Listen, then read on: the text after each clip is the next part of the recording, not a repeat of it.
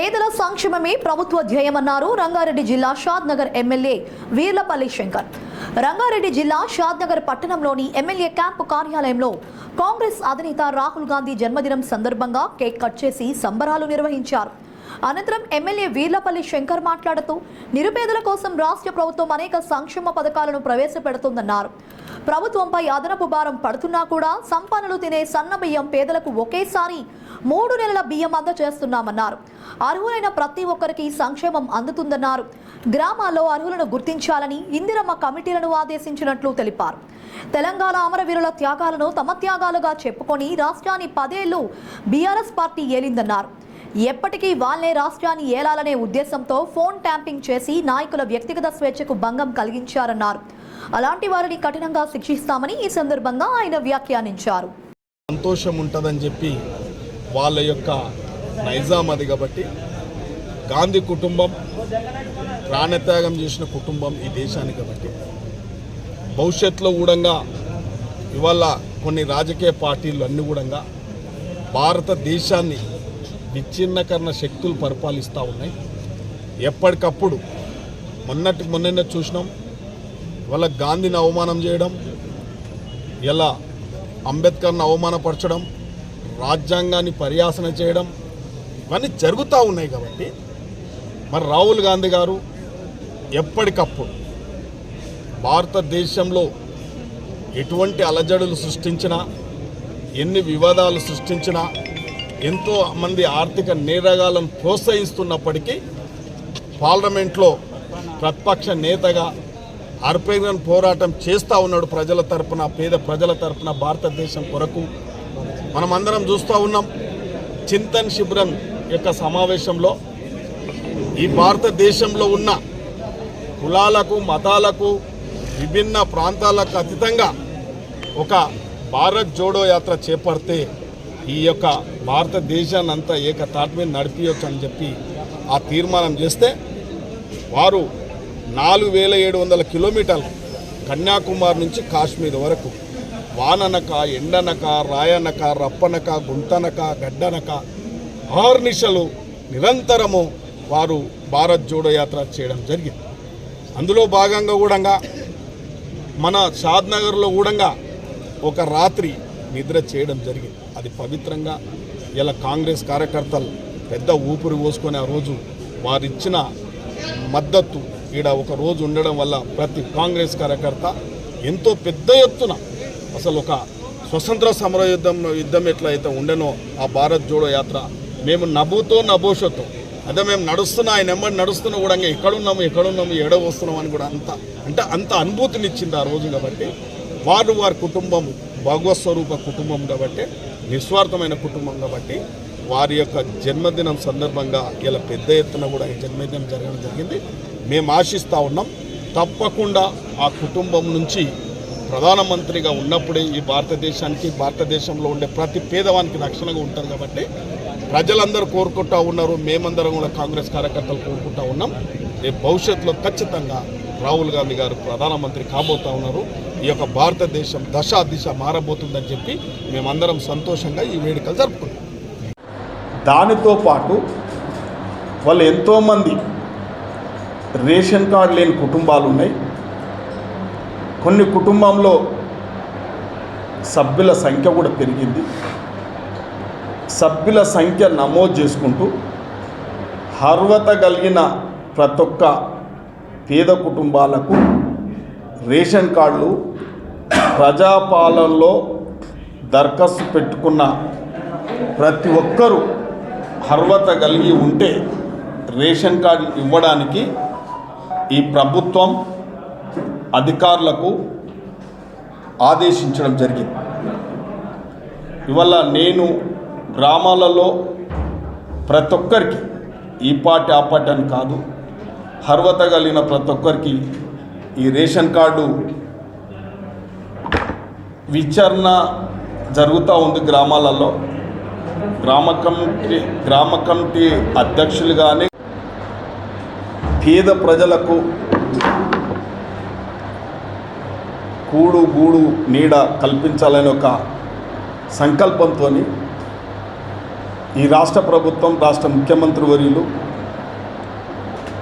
అదేవిధంగా civil supply శాఖ మంత్రులు ఉత్తమ్ కుమార్ రెడ్డి గారు, అధికారులు గత 15 సంవత్సరాల నుంచి పేదలకు రేషన్ కార్డు ఇవ్వలేక, కుటుంబ సభ్యులు పెరిగితే అందులో నమోదు చేయలేక తీవ్రమైన ఇబ్బందులు ఎదుర్కొంటున్న సందర్భంలో మొన్నటికి మొన్న ప్రతి ఒక్కరూ, ప్రతి పేదవాడు నాణ్యమైన బియ్యము,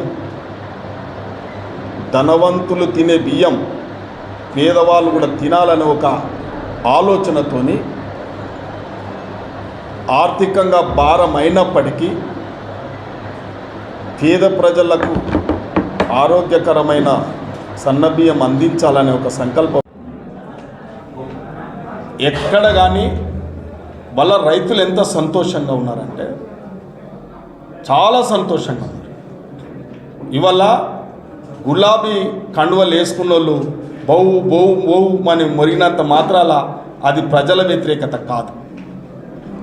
ప్రజలు, రైతులు చాలా సంతోషంగా ఉన్నారు. ప్రభుత్వంలో మార్పు కనబడుతుంది. ప్రజలకు, రైతులకు ప్రభుత్వం అందుబాటులో ఉంటుంది, పారదర్శకంగా ఉంటుంది. ప్రజల మధ్యలో ఉండి ప్రజాప్రాయ సేకరణ చేసే ఈ యొక్క ప్రజా పథకాలు కూడా అందించడం జరుగుతుంది. ఇలా రైతు వేదికలను వేదిక చేసుకొని రైతులకు రైతు భరోసా ఇవ్వడం జరుగుతూ ఉంది.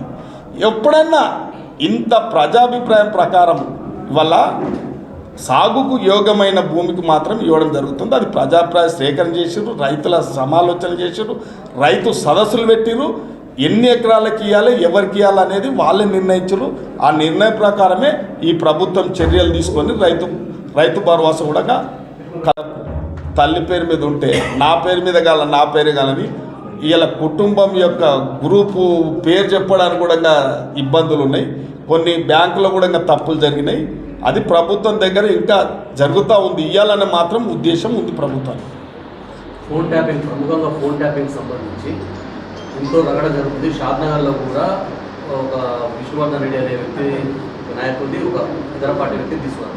అలాగే మొన్న మీ పార్టీ శ్యామసుందర్ రెడ్డి కూడా అన్నారు, వాస్తవంగా మాకు కూడా గతంలో ఎన్నికలలో చాలా ఇబ్బందులు అయింది. ఒక ఫోన్ మాట్లాడిన దాడే ఒక హాఫ్ అన్ అవర్లో మన వాళ్ళ ఫోన్ రావాలి, మీరు ఎందుకు మాట్లాడాలని చెప్పాలి, ఇట్లాంటి జరిగినాయి.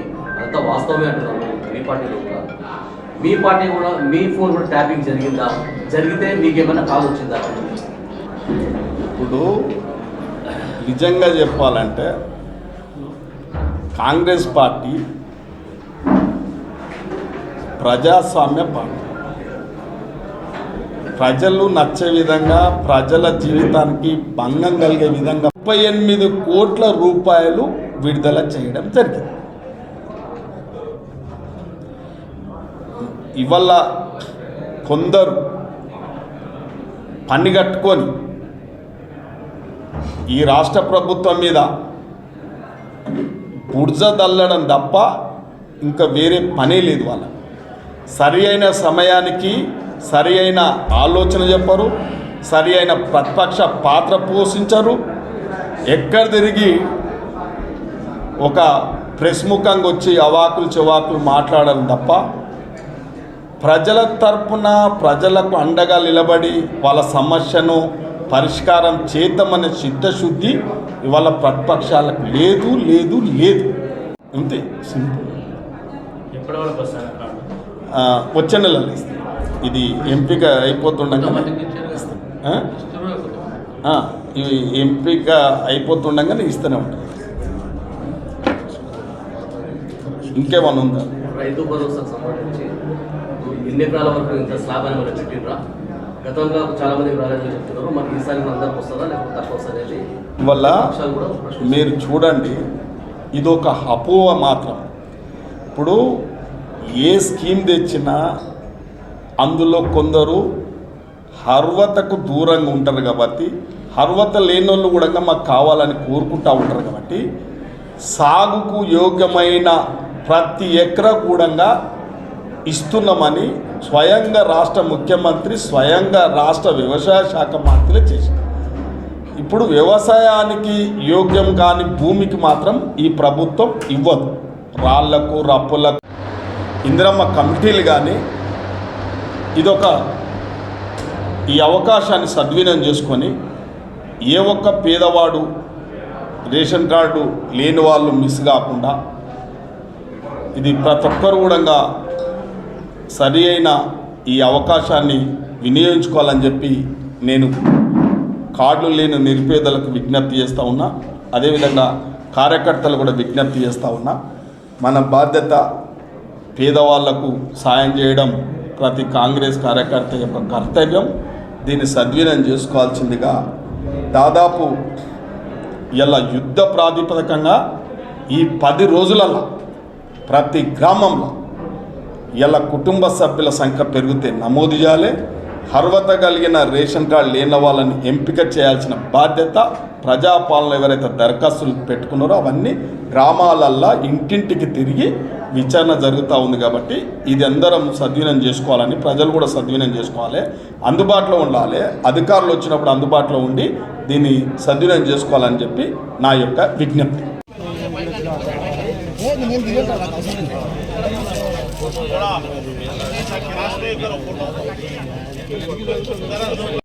భావి భారత ప్రధాని రాహుల్ గాంధీ భావి భారత ప్రధాని రాహుల్ గాంధీ భారత ప్రధాని రాహుల్ గాంధీ జై కాంగ్రెస్ జై కాంగ్రెస్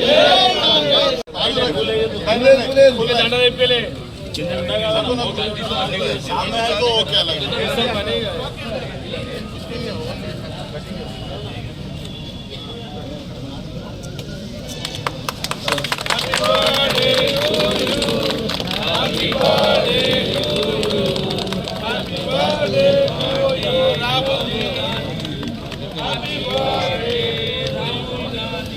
राहुल गांधी जिंदाबाद राहुल गांधी जिंदाबाद देश के नेता राहुल गांधी देश के नेता राहुल गांधी कांग्रेस पार्टी जिंदाबाद कांग्रेस पार्टी जिंदाबाद राहुल गांधी नायकत्व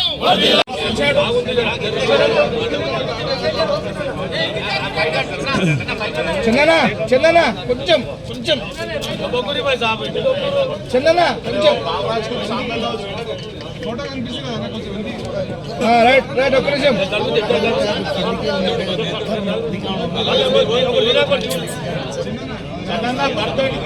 बर्थडे किसका है? वो फोटो नहीं दिख रहा।